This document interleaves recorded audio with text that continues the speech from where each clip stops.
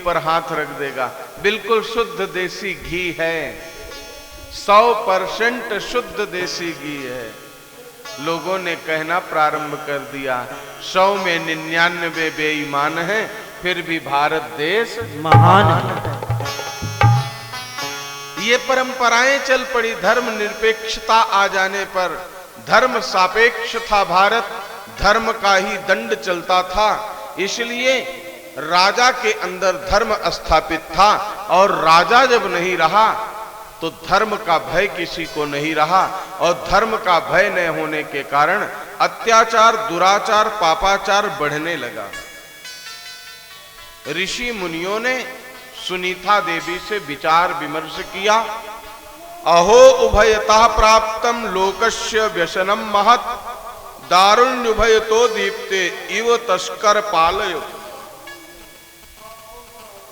लकड़ी के बीच में रहने वाले चींटे आदि जीव महान जैसे संकट में पड़ जाते हैं, वैसे इस समय सारी प्रजा, एक ओर राजा, दूसरी ओर चोर डाकुओं के अत्याचार से महान संकट में पड़ रही है।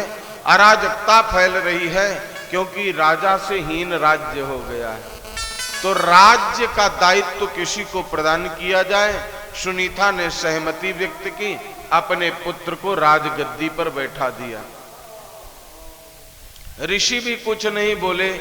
ऋषिवर जानते तो थे सभी लोग कि ये मूर्ख है, लेकिन अब रानी ने जब सहमति दे दिया तो उसी में ज्यादा अच्छाई है।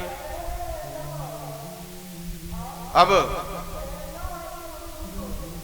राजगद्दी को प्राप्त कर लिया जब बेन, तो कहावत है, एक तो ऐसे करेला दूसरा नीम चढ़ा। वो स्वाभाविक तो दुष्ट था ही, उसके हाथ में सत्ता आ गई।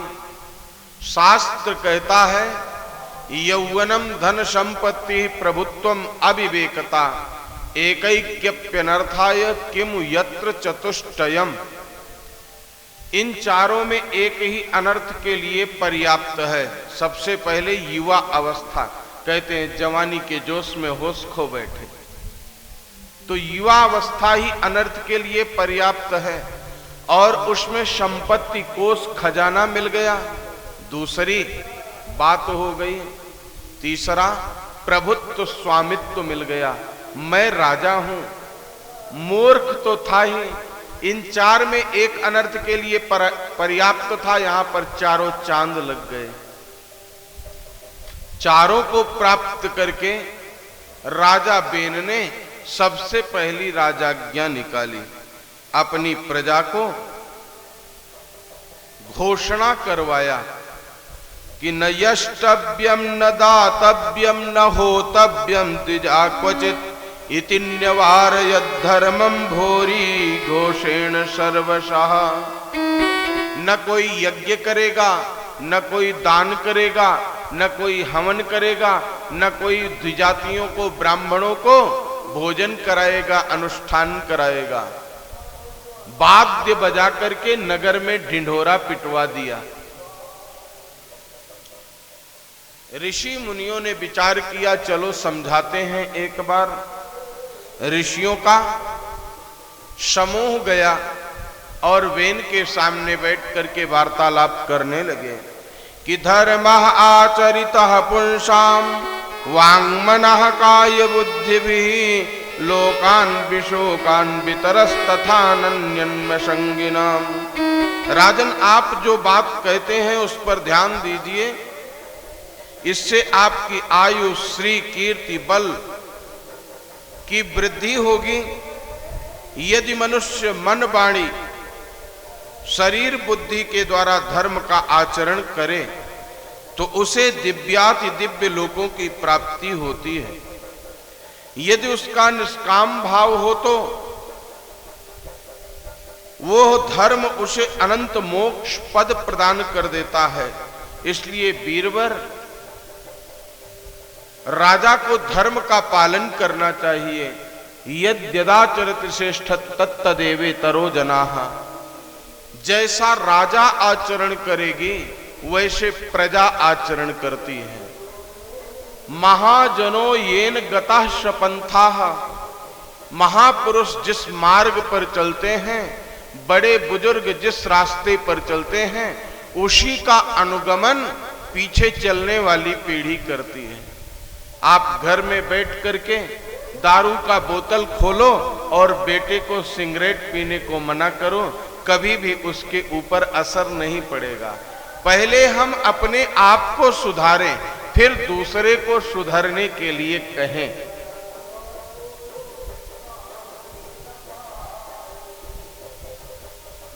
तो इसलिए आप धर्म का आचरण कीजिए, तब प्रजा धर्म का आचरण करेगी। एक सेठ जी थे, उनका बालक प्रतिदिन मंदिर में जाता था, भगवान का दर्शन करता था और मंदिर में रोज लाडू मिलता था प्रसादी में। लाडू खा खा करके शुगर रोग हो गया। सेठ जी की बात तो नहीं मानता था पुत्र, लेकिन साधु जी की बात को मानता था, वो महात्मा जी की। तो धर्मात्मा जन जो थे वो जाकर के और साधु महाराज से बोले, महात्मा जी हमारे पुत्र को आप मना कर दिए, ये मीठा ना खाया करें। संत ने सीधे मना कर दिया, मैं कहने में असमर्थ हूं। बड़ा बुरा लगा, सीधे मना कर रहे हैं, मेरी बात मानता नहीं, इनकी बात मानता है, इनको मना कर देना चाहिए। बड़ा दुख हुआ, अपशब्द बोले, घृणा हुई, लेकिन करते तो क्या करते हैं। बालक का आना बदस्तूर जारी था। महात्मा जी ने जो लड्डू पूरी परात की परात रख करके और गुरु चेला खाया करते थे, वो परात से प्याले पर आ गए और प्याले से फिर एक हाथ में एक लड्डू लेके खाने लगे। एक दिन ऐसा आया कि बालक ने पूछा, गुरुदेव आज मीठे का प्रसाद क्यों नहीं मिला? बोले, बेटा स्वास्थ्य के लिए मीठा हानिकारक है, इसलिए मीठा खाना हमने छोड़ दिया और आप भी छोड़ दो। बालक के ऊपर तत्काल प्रभाव पड़ गया और वो जाकर के घर में जो मीठा मांगता था, जिद करता था, मीठा सामने आया तो मैया से अपने बोला, मां मीठा हटा दो, मैं नहीं खाऊंगा, गुरुजी ने मना कर दिया है। धर्मात्मा प्राणी आए संत जी के पास, बोले, महाराज मुझे पूर्ण विश्वास था कि आपकी बात का अनादर नहीं करेगा मेरा बालक, उसी दिन मना कर देते तो क्या होता? बोले, कैसे मना कर देता? मैं स्वयं जब परात भर भर करके लड्डू खाता था तो मैं दूसरे को कैसे कहता? जब मैं स्वयं लड्डू खाना छोड़ दिया तब उस बालक को कहने की सामर्थ्य मेरे अंदर आई, मैंने कहा है। तो राजा जैसा आचरण करेगा वैसा आचरण प्रजा करेगी।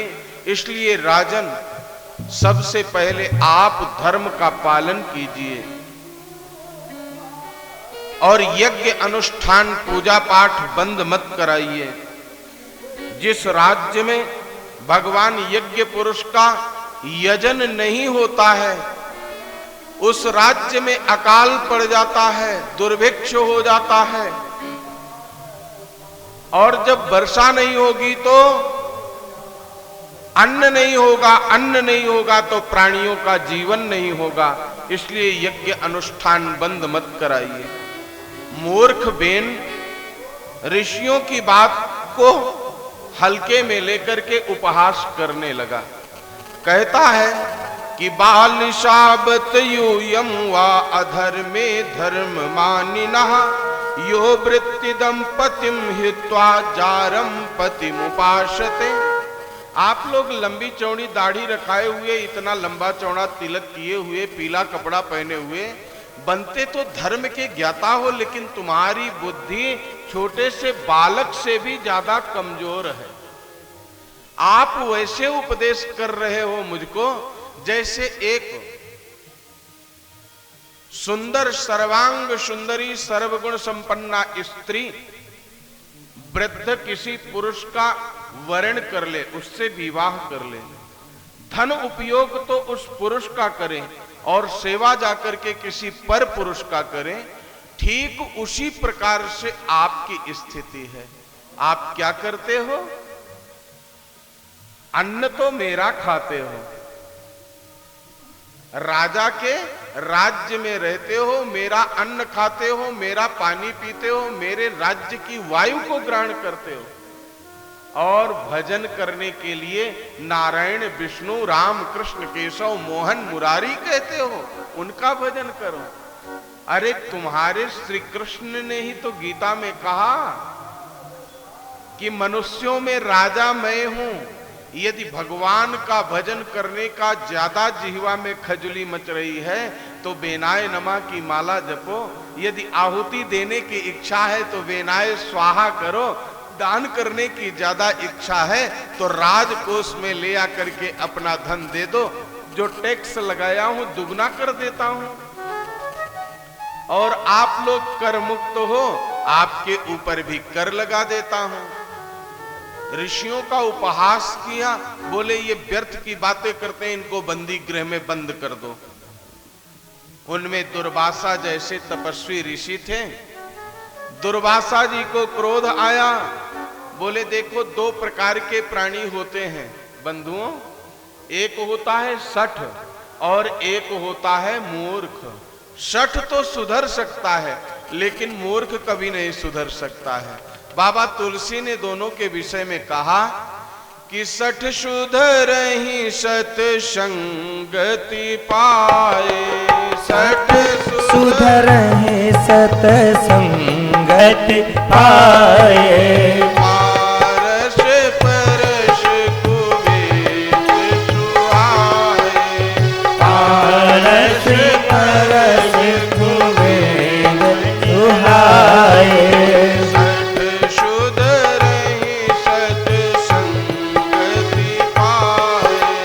सठ सुधरहि सत संगति पाए। सठ तो सुधर जाता है सत्संग के प्रभाव से, लेकिन कैसे सुधरता है? बोले जैसे पारस का स्पर्श प्राप्त करते ही कुरूप लोहा सोना के रूप में परिणित हो जाता है। उसी प्रकार से सत्संगत को प्राप्त करके शताम सज्जना नाम संगा सत्संगा, सज्जनों की संगति सत्संगति कहलाती है। सत्संग को प्राप्ति करके सठ सुधर जाता है।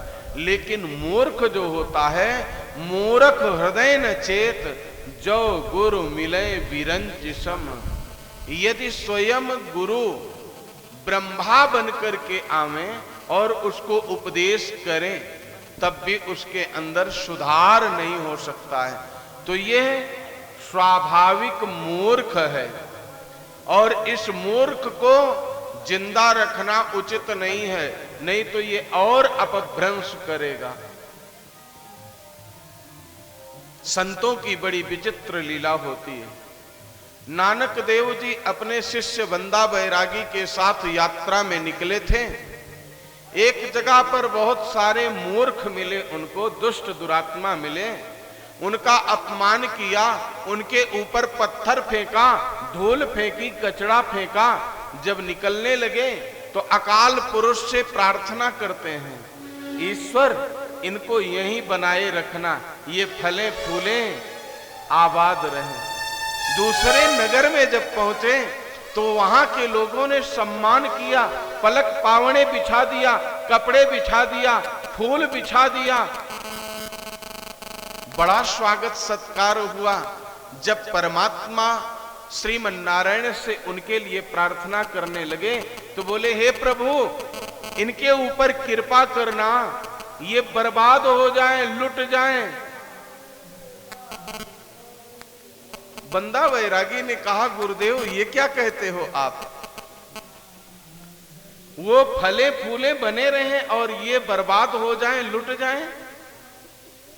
बोले, बेटा बात कुछ ऐसी ही है, इसका मतलब नहीं समझा। बोले, ये गंदे लोग जहां जहां जाएंगे गंदगी फैलाते जाएंगे, इसलिए ये यहीं पर बने रहें ज्यादा अच्छा है। और ये सज्जन पुरुष जहां पर भी जाएंगे ना, वहां पर अपनी सज्जनता फैलाएंगे, इसलिए ये लुट जाएं, बर्बाद हो जाएं, जहां जहां जाएंगे वहां सज्जनता का अपनी सुगंध छोड़ देंगे। संत न छोड़ई संतई, कोटिक मिले असंत, मलय भुजंगई वेदिया, शीतलता न तजंत। सज्जन पुरुषों का स्वभाव कैसे होता है? जैसे चंदन के वृक्ष का होता है, उसमें विषधर भुजंग हमेशा लपटा रहता है, फिर भी चंदन अपनी शीतलता को नहीं छोड़ता है। उसी प्रकार से सज्जन पुरुष के पास असज्जन कितना ही प्रयत्न कर लें, सज्जन अपनी सज्जनता का त्याग नहीं करता है। बोले इसको यहीं पर नष्ट कर देना ज्यादा अच्छा है। एक साथ ऋषियों ने हुंकार भरी कि हन्यताम हन्यताम एष पापा प्रकृति दारुणः, जीवन जगद सावाशु कुरुते भस्म साद्रुवम। अरे मार दो मार दो मार दो, इसको जीने का अधिकार नहीं है। यदि ये जिंदा रहा तो संसार में असज्जनता फैला देगा।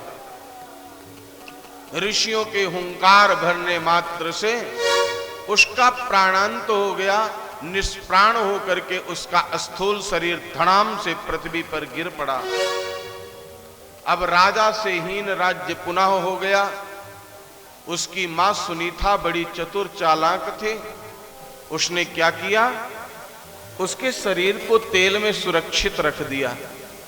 ऋषि मुनियों ने विचार किया राजा का कोई ना कोई अंश तो प्रकट करना पड़ेगा। जो आज का विज्ञान कहता है क्लोन सृष्टि हमारी खोज है। श्रीमद् भागवत महापुराण प्रमाण है, हजारों साल पहले क्लोन सृष्टि थी।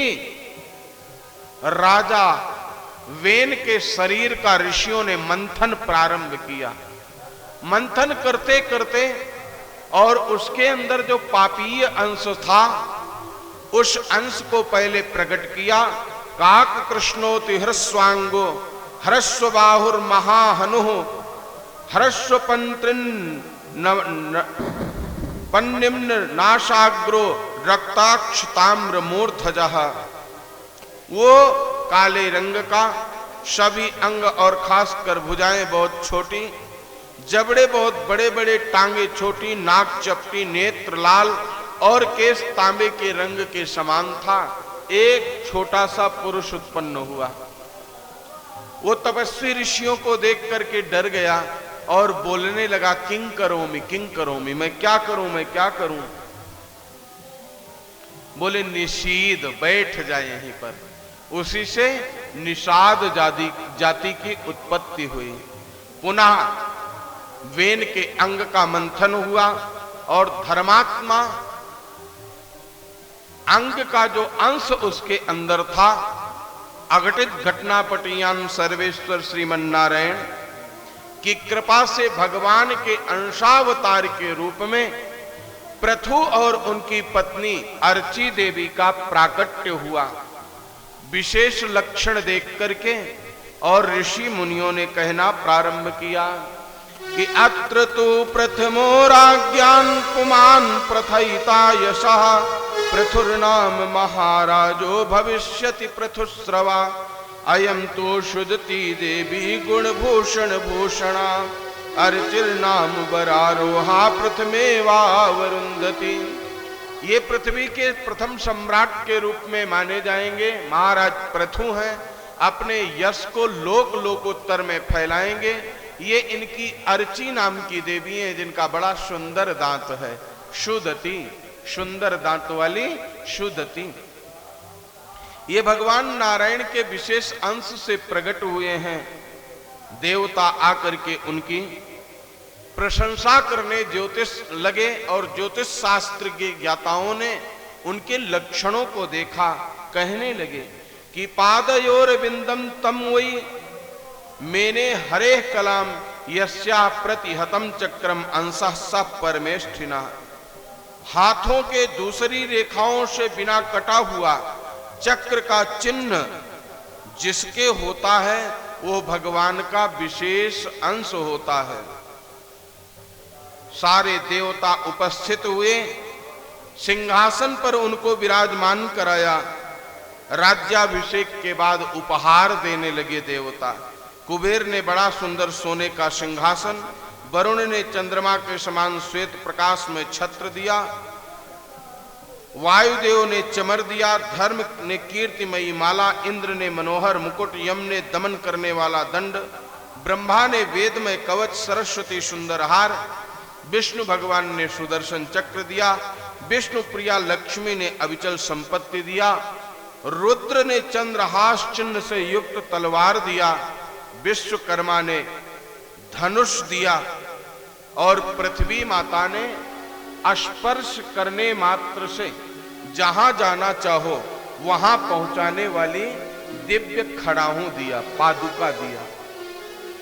ये वही पादुका है जो महाराज पृथु को प्राप्त हुई थी पृथ्वी माता से, तब से अयोध्या में पूजित होती चली आ रही थी और प्रभु श्री राम पादुका लेकर के अयोध्या से चित्रकूट गए थे और फिर उस पादुका को भरत जी वापस लेकर के आए थे।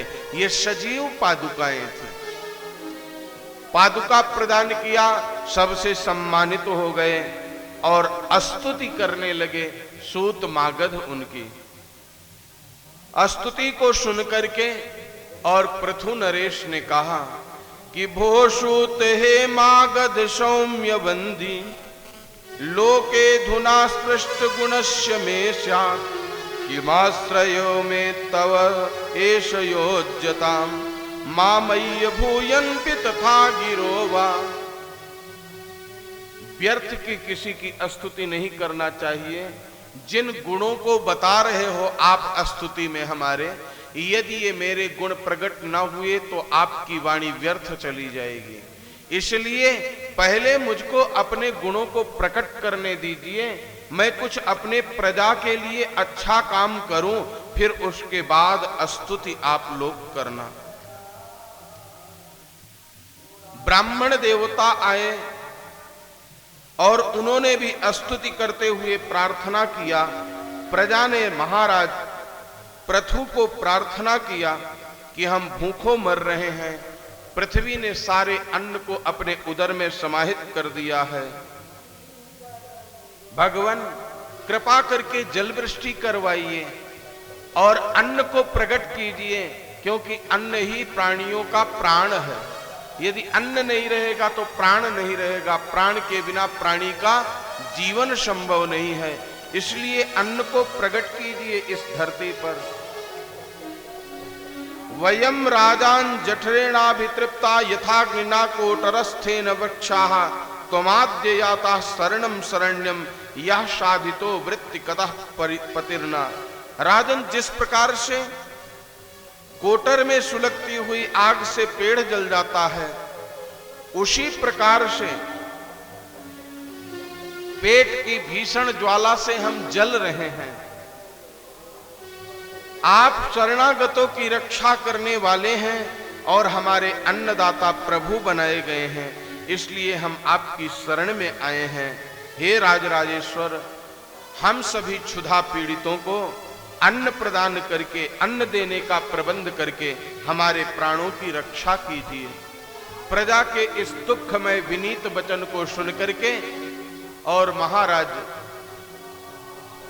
पृथु ने अपने धनुष पर प्रत्यंचा चढ़ा करके बाण का अनुसंधान किया और पृथ्वी माता को ललकारा है कि वसुदे त्वां बधिष्यामि मच्छासन परां मुखीं, भागंबरी शिवा वृंते न तनोति चनो बसु।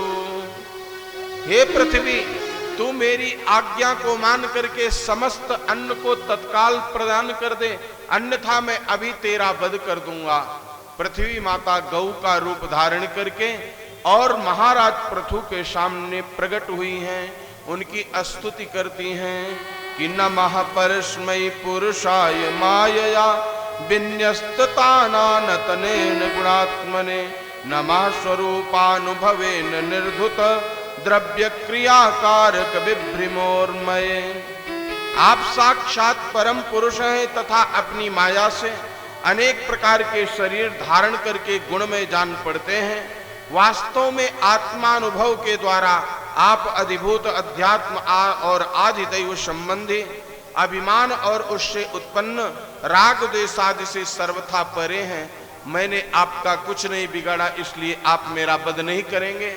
लेकिन शरणागत वत्सलता के कारण यदि आप ऐसा संकल्प ले रहे हैं तो मैं आपको बताती हूं, मैं जनसंख्या के भार से पीड़ित नहीं होती हूं, मैं पाप के भार से दब जाती हूं। पापात्मा बेन के पाप से मैं बहुत दुखी हुई। मैंने समस्त अन्न को अपने उदर में समाहित कर रखा है। आप बछड़े की कल्पना कीजिए और समस्त अन्न मुझसे प्राप्त कर लीजिए। इस प्रकार से पृथ्वी माता ने जब बड़े ही प्रेम पूर्वक पृथु महाराज के सामने प्रार्थना किया तो पृथु महाराज ने स्वयंभू मनु को बछड़ा बना करके और अपने हाथ रूपी पात्र में समस्त अन्न को दुह लिया और फिर जिसको जो वस्तु चाहिए ऋषियों ने वशिष्ठ जी को बछड़ा बना करके वेद इत्यादि मंत्रों का दोहन किया। देवताओं ने इंद्र को बछड़े के रूप में कल्पना करके सुवर्ण में पात्र में अमृत वीर्य मनोबल ओज शारीरिक बल को दुहा। दानवों ने असुर श्रेष्ठ प्रहलाद जी को वत्स बना करके लोहे के पात्र में मदिरा आशव इत्यादि का दोहन किया। गंधर्व अप्सराओं ने विश्वावश को बछड़ा बना करके कमल रूप पात्र में संगीत माधुर्य और सौंदर्य को दोहन किया। जिसको जो वस्तु चाहिए थी सब गौ रूप धारिणी पृथ्वी माता से प्राप्त किया और परिश्रम करने लगे प्रजा। पृथ्वी सस्य श्यामला हो गई, हरे रंग की साड़ी पहन करके सज धज करके तैयार हो गई, धन धान्य से परिपूर्ण हो गए। गौ माता ने खूब दुग्ध दिया, गोधन बढ़ गया और धन धान्य बढ़ गया। तो धन से सुख नहीं मिलता बंधुओं, सुख किससे मिलता है? सुख धर्म से मिलता है। धनात् धर्मः, जब धन आवे तो धन से धर्म करो, ततः सुखम, उससे सुख की प्राप्ति होती है। धन से सुख नहीं मिलता है, सुख धर्म से मिलता है।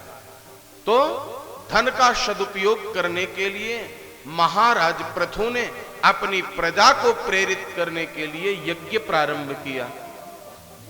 1 2 नहीं 99 यज्ञ जब पूर्ण हुए, 100वां यज्ञ चल रहा था तो उस 100वें यज्ञ में विघ्न डालने के लिए देवराज इंद्र ने यज्ञ के घोड़े को चुरा लिया। क्योंकि जो 100 यज्ञ निर्विघ्न पूर्ण कर लेता है वही इंद्र बन जाता है। जैसे यहाँ बहुमत जिसके पास है वही मुख्यमंत्री बन जाता है, प्रधानमंत्री बन जाता है। उसी प्रकार से 100 यज्ञ का पुण्य जिसके पास है वो देवराज इंद्र के पद का अधिकारी बनता है। देवराज इंद्र जैसे ही कोई मानव पुण्य कर्म करने चलता है घबरा जाता है, सूक्ष्म रूप से आता है, धर्मात्मा के पुण्य को नष्ट करने के लिए बैठा रहता है। और पूजा पाठ करते समय आप यदि जल को उठा करके मस्तक पर नहीं लगाते हैं तो देवराज इंद्र सारा पुण्य छीन लेता है।